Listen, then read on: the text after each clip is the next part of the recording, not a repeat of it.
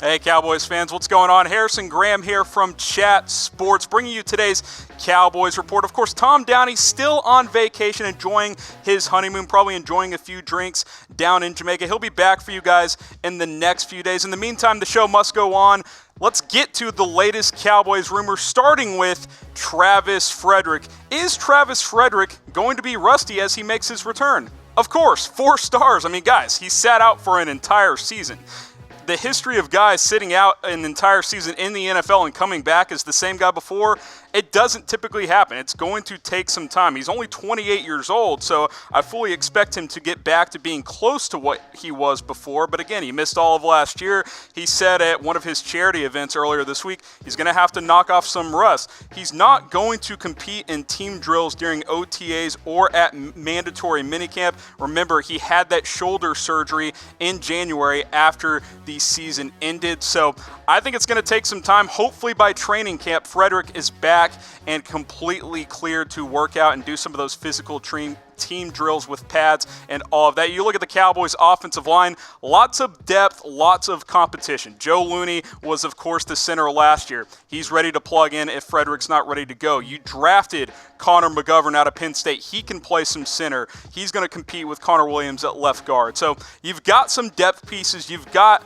8 to 10 deep on this offensive line. So the Cowboys are better equipped to not, to play without Travis Frederick if it is necessary. So they're going to take their time. He's not going to rush things. Of course, he is going to be rusty when he makes that return.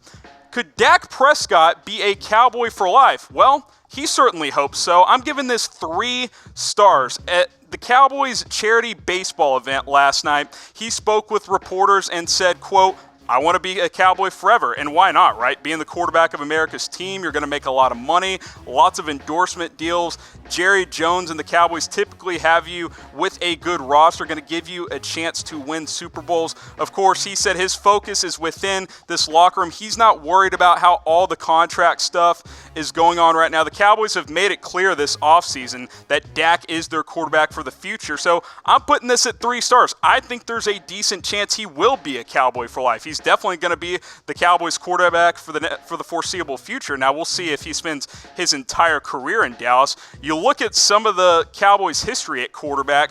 Look, they've got guys, they have a history of keeping quarterbacks and guys who play their entire career in Dallas. Look at Don Meredith. He spent his entire career in Dallas. Roger Staubach won a couple of Super Bowls in Dallas. Danny White led this franchise to 3 NFC championship games. We all know about Troy Aikman, spent his entire career here. Tony Romo, same deal. So could Dak Prescott be that next guy? Well, here's what the next contract could look like if he stays in Dallas. Tom Downey's laid this out for you guys. 5 years, $148 million, over 80 guaranteed, 15, 16% of the cap. That's just kind of the going rate for quarterbacks right now.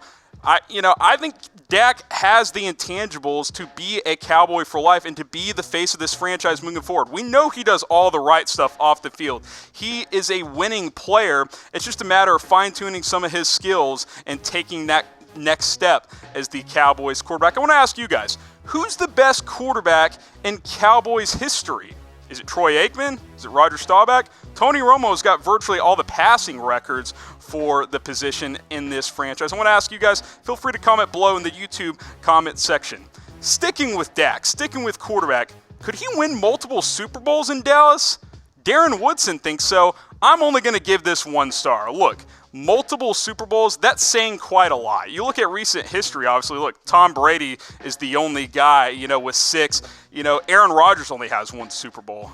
Big Ben has a couple. Eli, kind of backed his way into a couple. But to say someone's going to win multiple titles for a franchise, that's saying quite a bit. That's what Darren Woodson said earlier this week. Says he's got the proper work ethic. Says his work ethic is Michael Irvin. Like he's got that kind of influence on his teammates. You look at what he's done in his career as a quarterback. Obviously had that great rookie year back in 2016. Bounced back last year after a struggling sophomore campaign, especially with the addition of Amari Cooper. You look at what he's done in the playoffs.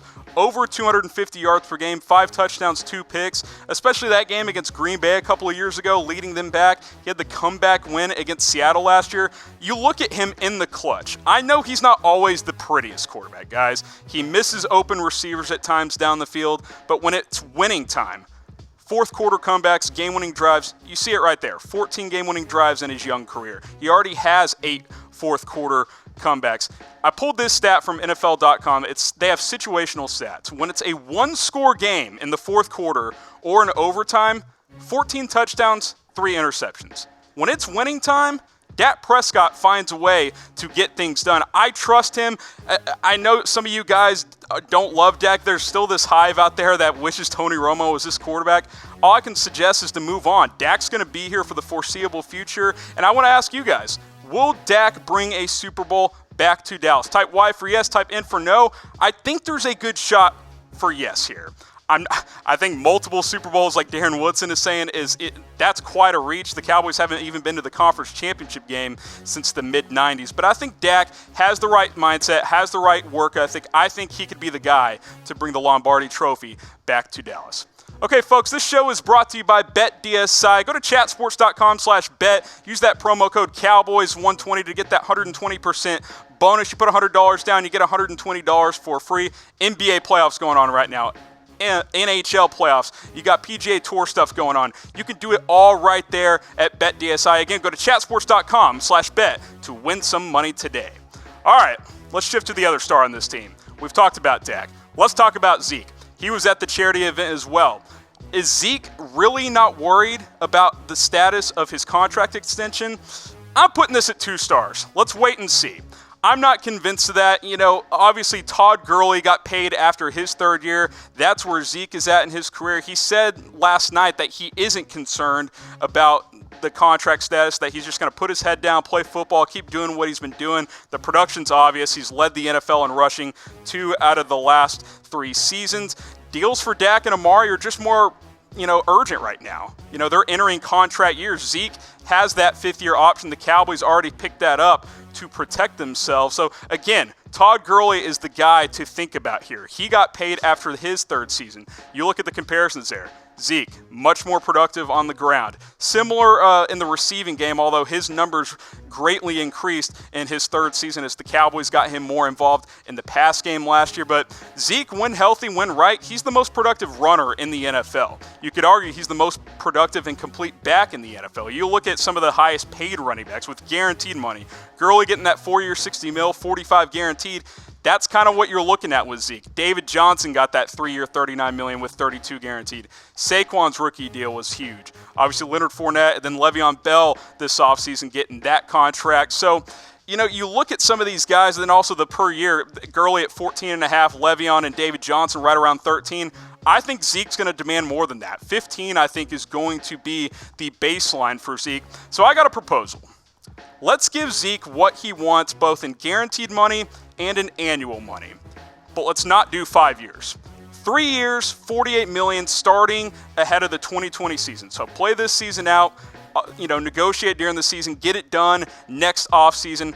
Fully guaranteed $48 million contract. It gives Zeke the financial security of the fully guaranteed, and Dallas isn't tied up long-term to a running back because that is not a position you want to commit to for 5 years at a time. And guess what? For Zeke's case, he'll hit the market again in this scenario at 28 years old. He can get paid again down the line in this scenario. So I think this is an interesting proposal for both sides. We'll see what happens with Zeke and the Cowboys. I think next offseason is going to be the earliest we see a deal get done for Zeke. So I'll ask you guys, who's the biggest priority for the Cowboys in terms of getting a long-term extension done? Is it Dak Prescott? Is it Zeke? Is it Amari Cooper? Because Dak and Amari are the guys this offseason you're trying to get done as they enter a contract year. Type D for Dak, Z for Zeke, and A for Amari. I want to hear from you guys in the comments section.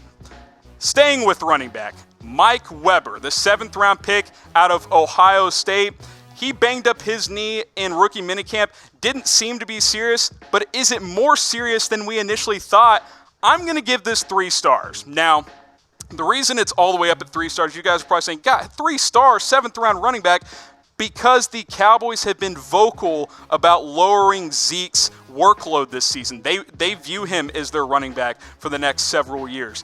you need a third guy in there if that is the case. You know, last year they only carried 2 running backs with Rod Smith. He's gone. You draft Mike Weber, you draft Tony Pollard. Pollard's not a guy that you're going to give a ton of carries to, especially as a rookie. Mike Weber's more of that physical back that could have taken some of those carries, especially early in the season. He might need a scope. They're optimistic that surgery won't be the case, but we will have to wait and see. I think if you're the Cowboys, you know, you're pretty thin at running back. You got Zeke, you got Pollard. Again, they're talking about Pollard not being a gadget guy, but is that a guy that, you know, you want him to be your primary back if Zeke goes down?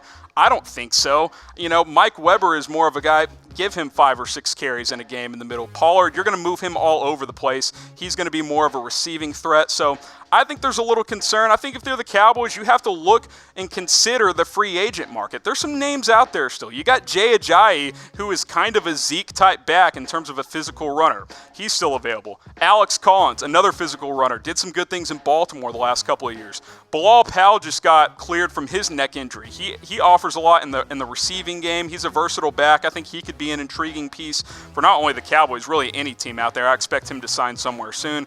I'm not as high on these last 2 guys because they give you nothing in the pass game. LeGarrette Blount, Alfred Morris. Obviously, in Morris's case, the familiarity is there. He did some good things when Zeke was suspended a couple of years ago. So those are some names to keep an eye on. 3 stars for the Mike Weber injury seriousness. I think there's a little bit of concern there.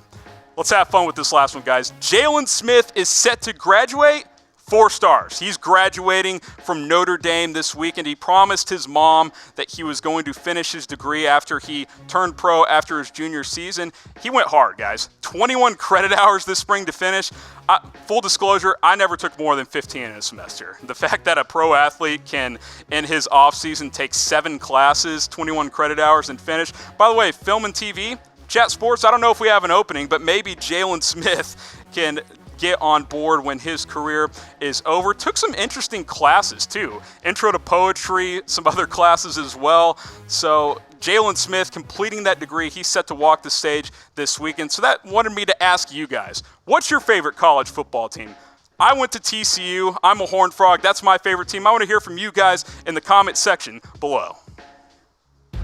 Hey Cowboys fans, thanks for watching the Cowboys Report. If you haven't already, click right here to subscribe to our channel for all the best Cowboys coverage on the internet. That's news, rumors, highlights, mailbags, film studies, and a whole lot more. And I'm making your lives a little bit easier as well with the next Cowboys Report video right here.